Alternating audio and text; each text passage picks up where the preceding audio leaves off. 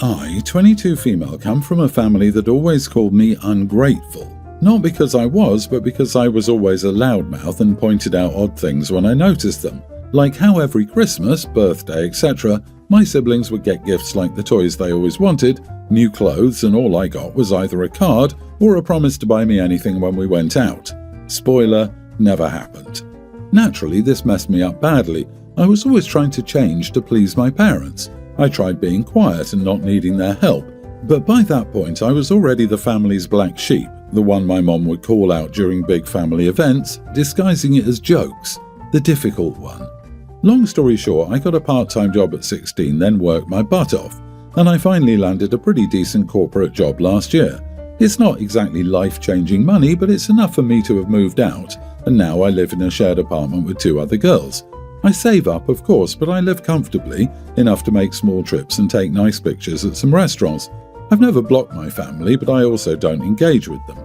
So it came as a surprise when my mom called me 2 weeks ago to check on me, according to her. She asked questions like how's work and how my posts always made me think of when I was a little girl and smiled a lot. Crappy emotional tactics that I grew up with, LOL. She started mentioning how nice it was to be so young, make money and not have that many responsibilities or expenses. I corrected her that I had rent and needed to buy groceries. She dismissed those and then the topic steered to my younger brother. He got a few acceptance letters and apparently he threw a tantrum about needing to attend one where all his friends are going. Yes, it's like too expensive, I searched it and holy crap. So my mum started mentioning my brother and me growing up and how we used to be so close. Honestly, that day I was exhausted, so I told my mom it was nice hearing from her and that I was happy for my brother, but that I wasn't in a place to help with his tuition. This woman was actually stunned. She said I could think about it because family is family and all that stuff. We said our goodbyes and I slept thinking about it, so I woke up the next day and drafted a message that was polite but clear about how I was never treated fairly and how I was not bitter, but I wasn't in a financial spot to help with those expenses. Yeah, the guilt tripping started immediately, messages, not even kidding, 14 missed calls from my mom, even my dad called and he's a pretty stoic man.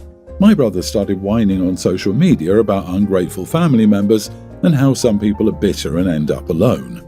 I feel like I'm in the right, but honestly my parents have involved aunts, cousins, family friends, and all the texts and posts are starting to get to me a little bit. I may be too harsh. My brother has always been spoiled, but it's not like he kicked me out or made me feel worse.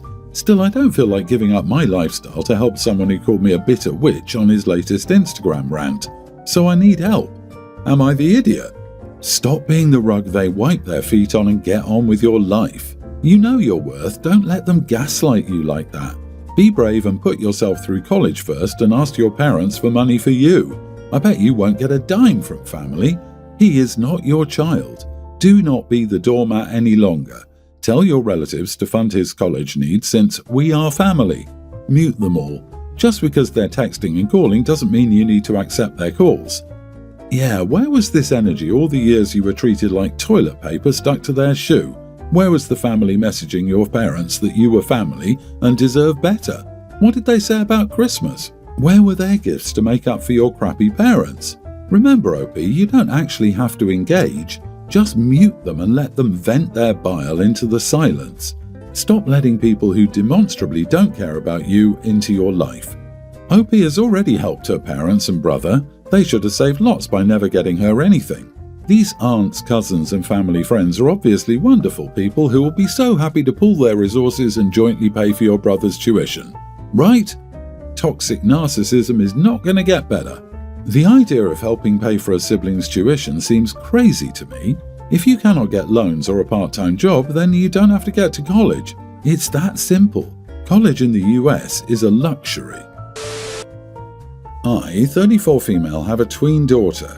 I've been a single mom since her dad and I separated. He cheated, got someone else pregnant, and that relationship didn't last either. So now he's a single dad to a pre-tween boy. My daughter visits him every other weekend and sometimes her half-brother comes to my house too. They get along okay and I've never had an issue with that. Recently I planned a special camping trip just for me and my daughter. We've talked about it for a while and I saved up for it as a reward for her doing great in school this year. Well, apparently she told her half-brother about the trip. A few days later, her dad called me and asked if I was driving or if he should take the kids up there. I was initially confused, but then I realized he thought both kids were going. He got upset when I explained it was just something for me and my daughter. He said I was playing favorites and punishing his son for his past mistakes. He said I should have invited both kids. I told him I wouldn't cover costs for another child, and if his son wanted to go, he'd have to pay for everything himself. I ended the call after that. Now my daughter says her dad is disappointed and that I should think about letting her brother come so he doesn't feel left out. A few friends are also saying I'm being selfish. But this trip is something I planned for me and my daughter, and I don't feel like I should be guilted into changing that. Am I the idiot? Not the idiot. Why doesn't the father go on a trip with the boy as a father-son thing while you and your daughter do your thing? He's just a lazy idiot trying to put responsibilities onto you for a kid that isn't even yours. This trip is a reward for your daughter, not a family event. You're not obligated to include your ex's child or cover extra costs. It's not about favoritism, it's about boundaries, and he should get that, to be honest. Please don't be so hard on yourself. I recommend you nip your ex's expectations and stop having his son over when your daughter is visiting. They can spend time together at her dad's house. This is your visitation time with her. Both children get to feel special by spending one-on-one time with their parent. Why in the world would you need to spend any time with his affair child? If your daughter is asking, I can guarantee it's only because her dad is putting words in her mouth. Exactly, the boy is not your child. Whilst he is your daughter's brother, he's not yours. He's acting like the two of you are still a couple raising a blended family, at least in his own mind. Maybe it's time to draw a firm boundary with him regarding his son coming to your place. From now on, he only goes on outings where you meet them and he stays engaged with his kid. Then he can let go of this idea that he can leave his kid with you and wander off doing other things. I worked with a woman, Jenna, for several years and consider her a friend. We have both left the company but stay in touch in a complain about our job group chat with another friend, Katie. Jenna recently became pregnant after suffering multiple losses and failed rounds of IVF. Having been there through all of this, Katie and I are obviously stoked for her.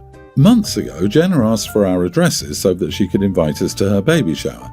Katie mentioned that she'd love to help if they needed anything. I didn't make that offer but said I look forward to going.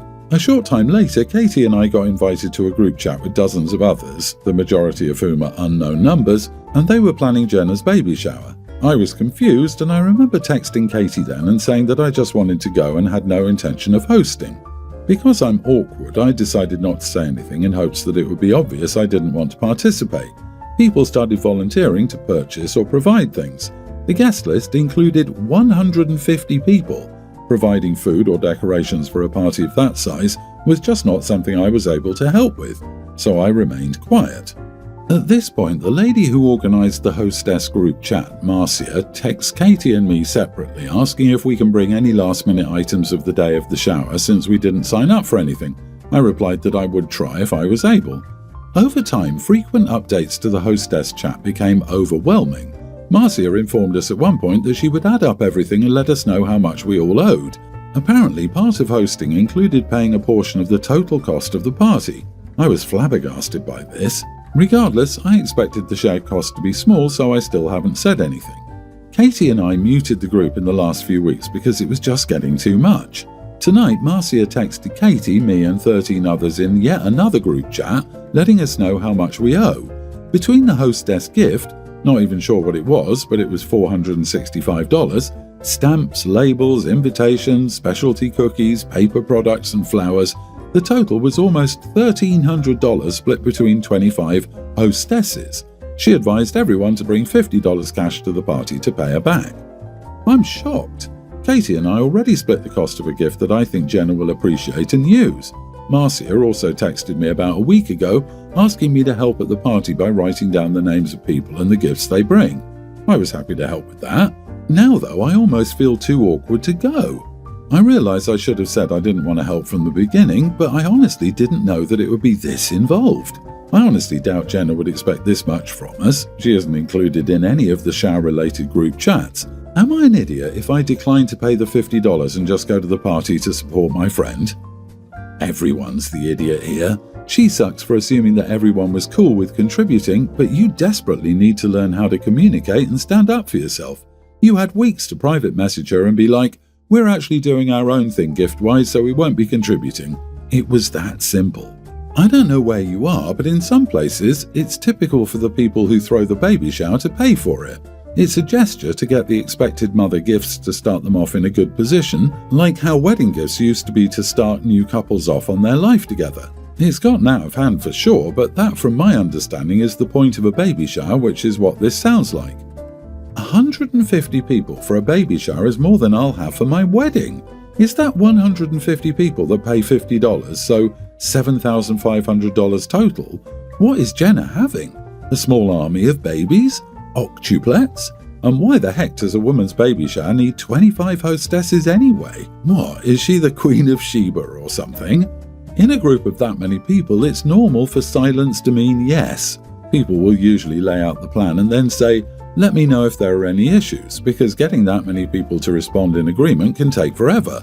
You are the idiot. Marcia was under the assumption that you were happy and agreeable about everything because you never gave any indication you weren't. Social anxiety is not an excuse. You had months to say anything and you could have just done it by text, for crying out loud. No, sorry, just getting a non-response in a massive group chat is not an agreement to pay. Half of the time people don't even pay attention to those. If you want money from somebody, you need an actual affirmation. Even a thumbs-up reaction would be okay, but you need something. The way group chats go is that people might look away for a day, and there are 100 new messages and people don't scroll through. Update, I returned our gift and paid the $50. I had a nice time and the work wasn't excessive. All the hostesses took turns doing whatever assigned task. A huge shower like that is not a thing I'd ever do, but this thread helped me see some other perspectives, so I do appreciate everyone's thoughtful responses. My anxiety is being treated, but I still have things to work on, obviously. Thanks to those who suggested that needed to be addressed. Lesson learned. I will definitely speak up next time I'm not able or willing to contribute to a huge undertaking like this in the future. I, 35 male, am married to my amazing wife, 36. We have 2 young kids together, soon to be 3, and we've recently laid down a firm boundary with her mother, 62, and some extended family think we've gone too far. Let me give some background to the story. My wife had a really rough childhood. When she was about 13, she caught her mom having an affair. Being a kid and still believing in trust and family, she confronted her mom. Instead of dealing with the situation maturely, her mom freaked out. When her affair partner, now her current husband, found out my wife knew, he gave her mom an ultimatum, him or her daughter. She chose him. Let that sink in.